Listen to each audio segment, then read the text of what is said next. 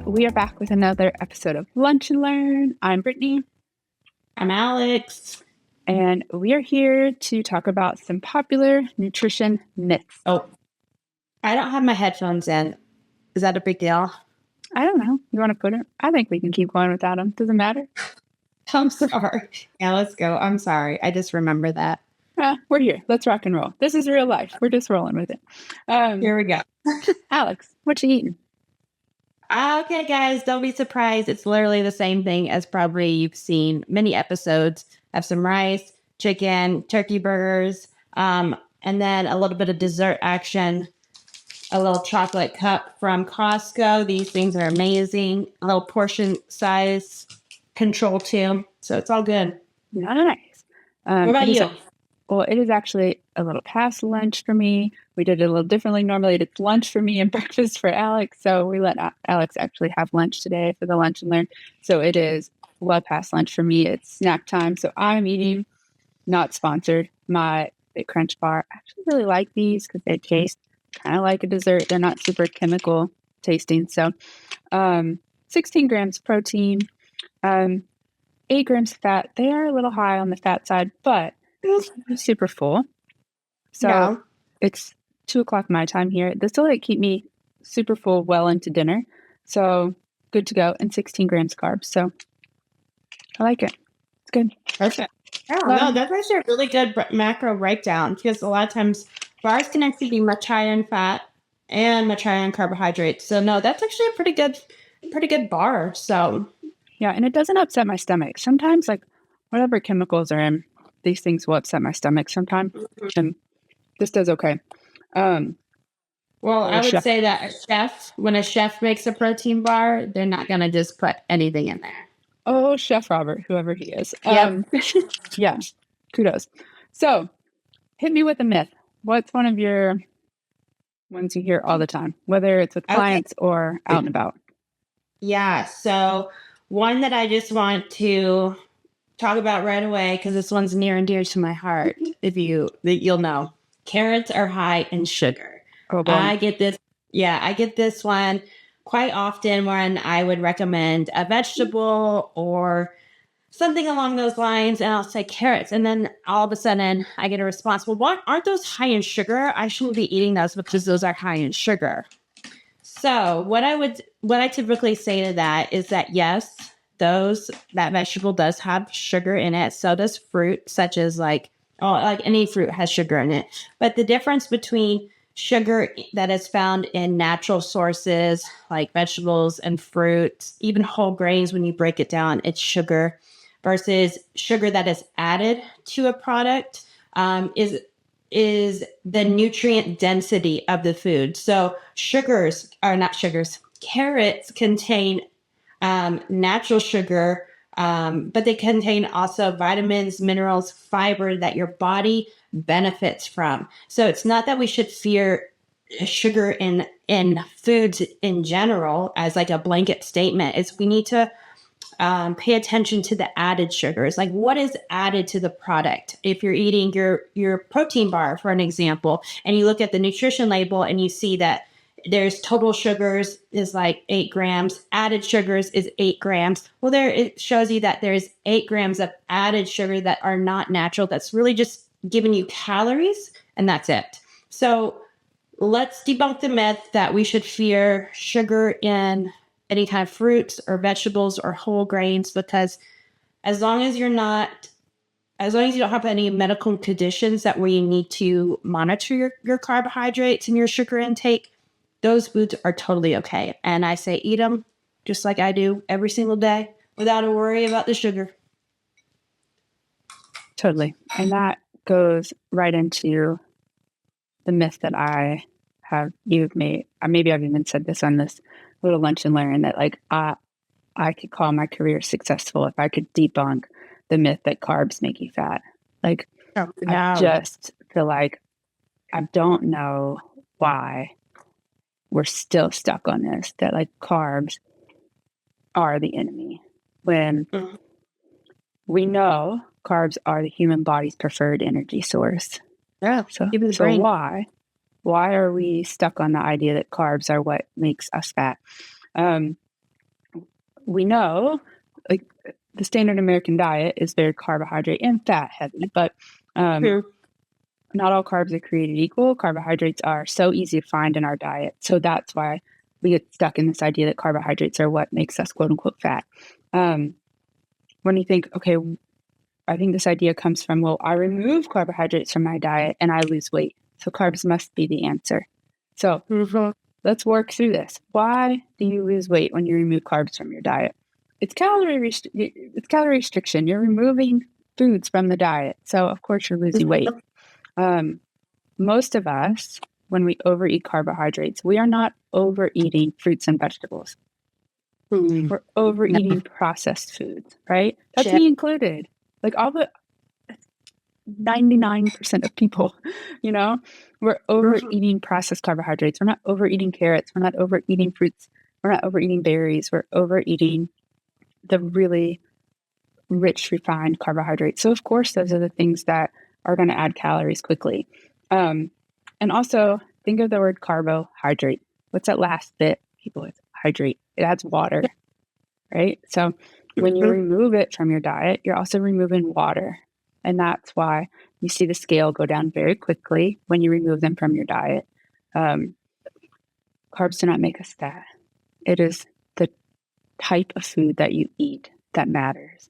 And so it's not a carbohydrate, it's the type of carbohydrates that you eat. So that's my myth that I would love to debunk, is that carbs are the enemy. They're not the enemy. It's the amount that we eat that needs to be tackled. Give me another one. What's another one?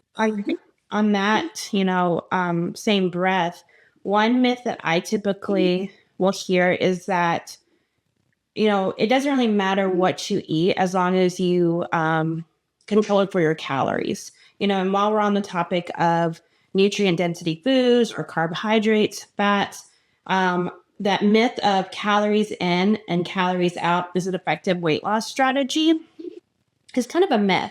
At first it might work, where if you're controlling your calories, if you're in a calorie deficit, like you just said, if you remove carbohydrates, all of a sudden you're in a calorie deficit, you're seeing some weight loss, but it's not a very effective weight loss strategy. And the reason for that is that, what you eat does matter. So making sure that you're eating some kind of protein throughout the day on a regular basis to ensure that you are maintaining your muscle mass, you're providing that protein, those essential amino acids to your body that you can't get from food, ensuring that you do have some kind of fiber in your diet to keep digestion regular.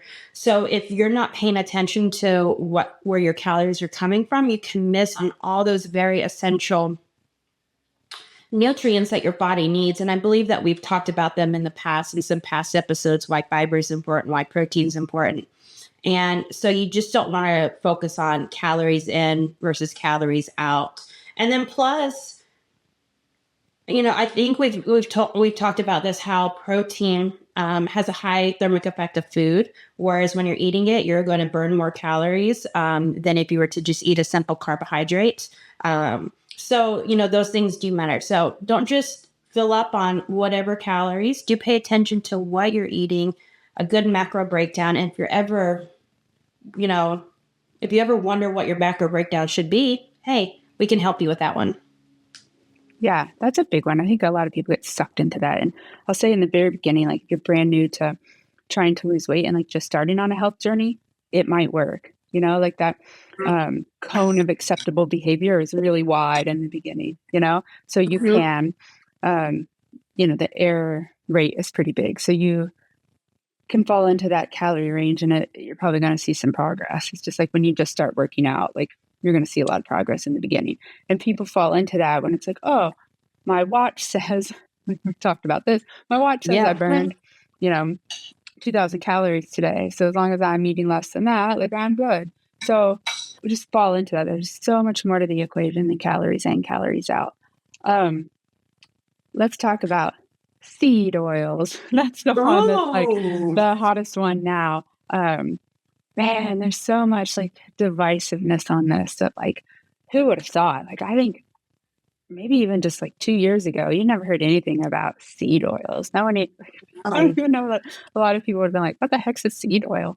Um, there's so much out there. People are like, either it doesn't matter or these damn things are going to kill you. Like, there's no one in the It's middle. very polarizing. Yeah.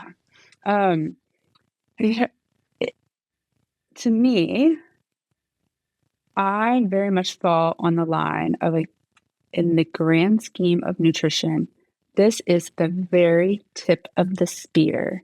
Like, there are hundreds of thousands of things we need to accomplish before we worry about this. Yeah. Like, we don't need to stress about seed oils right now. Why, oh, hello.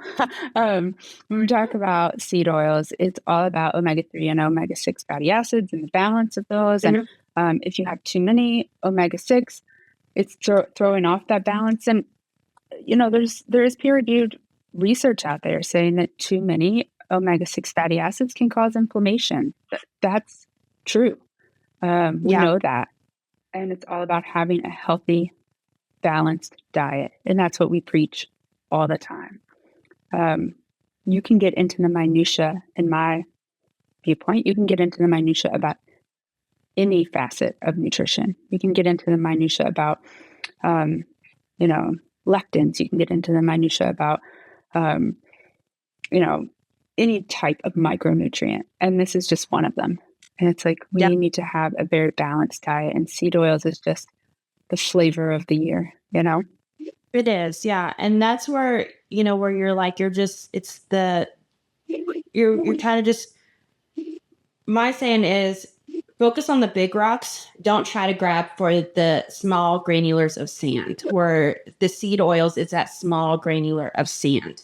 Sure, like there are certain types of seed oils that when they are produced, they are mixed with like a solvent that some people aren't necessarily like super pumped to be consuming, but there's ways to work around that. There are seed oils that are naturally expelled, drawn out, like the oil is drawn out from the seed, to where it's not mixed with any kind of unnatural thing that you don't want to be putting in your body. So there are ways to still enjoy maybe your favorite seed oil, whether that's olive oil, canola oil, that is still very natural. So we don't need to create this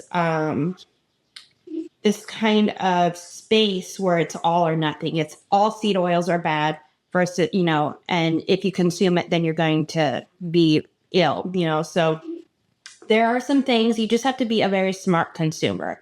Don't just fall into the trap that the first media post that you see is saying that something is bad for you. It's bad. And all things are bad that falls into that category. We can talk about carbohydrates in that same manner, fats in that same manner. So it's becoming a smart consumer and learning a little bit more. See what the research says. Consult a nutrition coach or a registered dietitian like us and say, hey, what is your opinions on this? Is this stuff true?